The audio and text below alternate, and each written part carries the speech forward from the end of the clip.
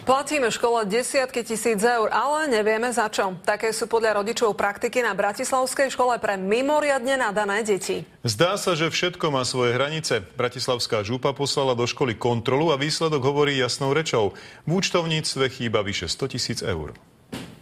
Pred pár mesiacmi sme vás informovali, že rodičia prispievajú škole na svoje deti, no nevedia, kde presne peniaze končia. Nechcem útočiť na školu, ale ako rodičia ma zaujíma objem vyzbieraných prostriedkov a na čo boli použité. Rodičia platia škole akési dobrovoľné príspevky, konkrétne občianskemu združeniu AVOS. Podľa odhadov to môže byť spolu vyše 50 000 eur ročne, čiže za 9 rokov mohli dať všetci rodičia združeniu aj 500 000 eur. Túto sumu nevylúčila ani riaditeľka školy, ktorá je zároveň podpredsedníčkou občianskeho združenia. Na čo peniaze použili, nám pred pár týždňami prezradiť odmietla.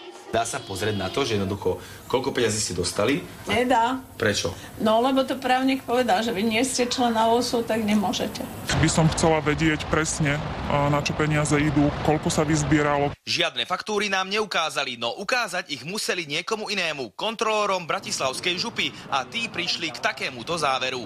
Kontrolou boli zistené rozdiely v účtovníctve v sume viac ako 100 000 eur.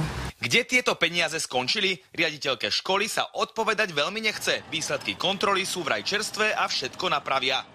A môžete nám povedať niečo o tých opatreniach? Tak pani riaditeľka s nami hovorí nechce. Bratislavský kraj vyvodí dôsledky voči zodpovedným osobám a nevylučujeme ani podanie trestného oznámenia. Nie len koho potrestajú, ale hlavne kde peniaze skončili a končiť budú. O tom by mala diskutovať rada školy už zajtra. Ján Maloch, televízia Markíza.